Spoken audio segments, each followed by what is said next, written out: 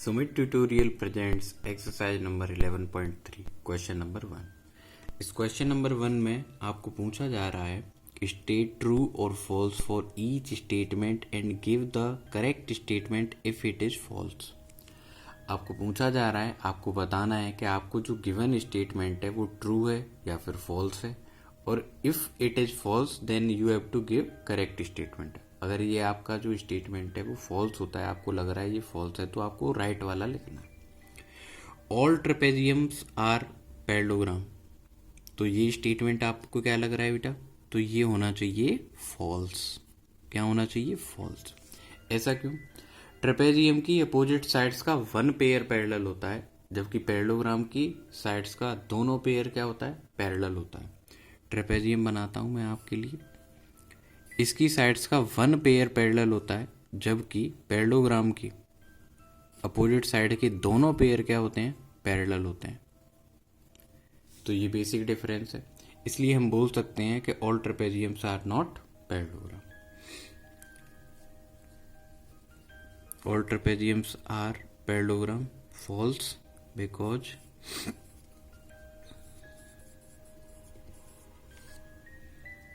it has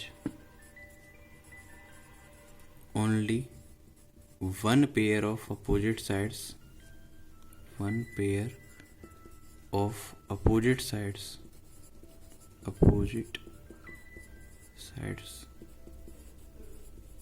parallel। इसकी sides का एक ही पेयर क्या होता है? पैरेलल होता है, इसलिए ये पैरेललोग्राम नहीं होता। अगला क्वेश्चन है, a parallelogram is a kite. एक पैरेललोग्राम होता है, वह एक काइट होती है, तो ये भी स्टेटमेंट फॉल्स होगी बेटा। ये स्टेटमेंट भी क्या होगी? फॉल्स।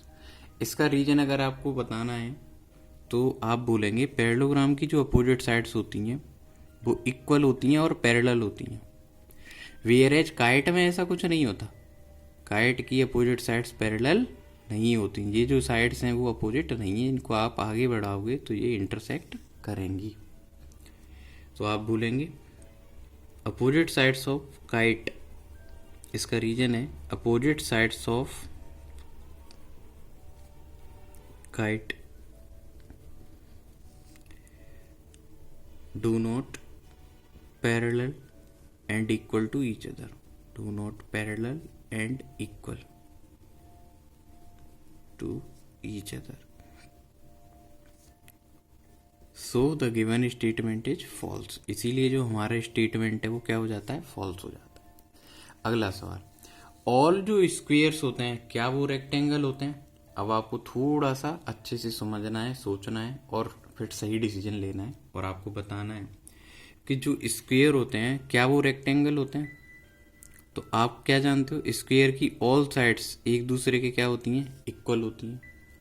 वेयर एज रेक्टेंगल के अंदर ऐसा नहीं होता। रेक्टेंगल के अंदर अपोजिट साइड्स क्या होती हैं? पैरेलल और इक्वल, और ईच एंगल 90 डिग्री। तो वो तो स्क्वायर में भी होता है ईच एंगल 90 डिग्री। स्क्वायर के भी सारे एंगल 90 होते हैं और रेक्टेंगल के भी होते हैं। स्क्वायर के अंदर एक खास प्रॉपर्टी है, उसकी ऑल साइड्स इक्वल है, तो हम ये भी बोल सकते हैं अपोजिट साइड्स भी क्या है? इक्वल है। तो अगर स्क्वायर की अपोजिट साइड्स इक्वल होंगी तो हम बोल सकते हैं कि स्क्वायर भी क्या होता है? Rectangle. Square is also rectangle because its opposite sides are equal. Because its opposite sides are equal. Because its opposite sides are equal. अगला पॉइंट देखते हैं। अगला पॉइंट है, all rectangles are parallelogram.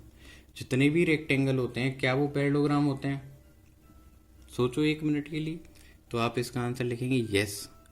Parallelogram की खास बात क्या होती है? इसकी अपोजिट साइड्स पैरेलल होनी चाहिए और इक्वल, और ये प्रॉपर्टी रेक्टेंगल के अंदर भी पाई जाती है।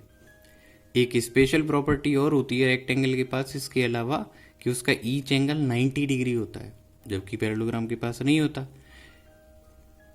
तो अपन ये तो बोल ही सकते हैं कि रेक्टेंगल के अंदर एक एक्स्ट्रा प्रॉपर्टी है। रेक्टेंगल पैरेललोग्राम तो है, लेकिन उसके अलावा भी क्या है उस पर? एक प्रॉपर्टी एक्स्ट्रा। तो हम बोल सकते हैं yes, all rectangles are parallelogram because its opposite sides are equal and parallel. Because its opposite sides are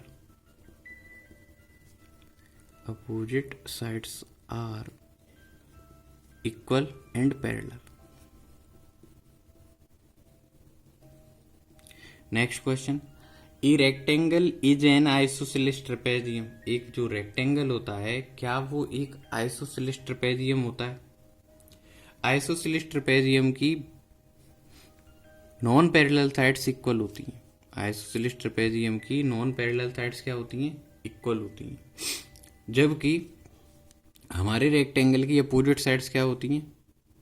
equal होती हैं। तो हम बोल सकते हैं कि अगर आप साइड्स का वन पेयर अगर आप कंसीडर करो पैरेलल, तो जो दूसरा पेयर होगा, जो अदर पेयर होगा, वो अपने आप ही क्या होगा? इक्वल होगा। तो आप इसमें बोल सकते हैं कि ये स्टेटमेंट भी ट्रू हो जाएगी। इसमें आपको ध्यान क्या रखना है, साइड्स का वन पेयर हम पैरेलल कंसीडर कर रहे हैं तो अदर पेयर अपने आप ही क्या है? इक्वल है length wise. Pair of opposite sides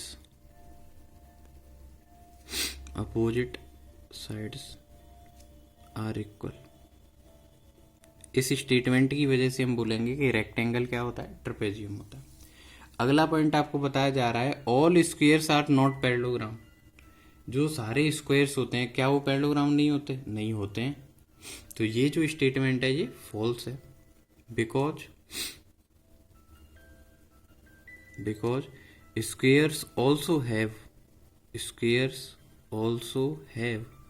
opposite sides equal and parallel। opposite sides equal and parallel।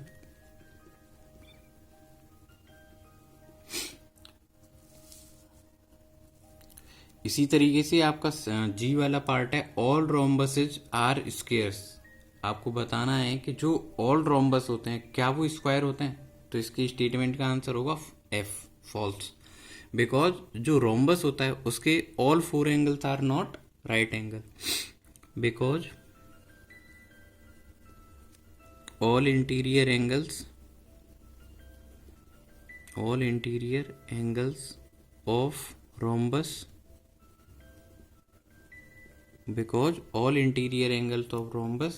are not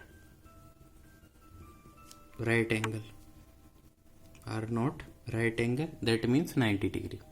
last question, all kites are rhombus। अब आपको बताना है कि जो kites होती हैं क्या वो rhombus होती हैं? तो इसका आंसर भी false होगा। इसका आंसर इसलिए false होगा कि जो kite होती हैं उसकी एडजेसेंट साइड्स का वन पेयर एक दूसरे के क्या होता है? इक्वल होता है। जबकि अदर जो पेयर होता है वो आपस में इक्वल होता है, मतलब ऑल फोर साइड्स इसकी इक्वल नहीं होती। तो kite does not has all sides equal.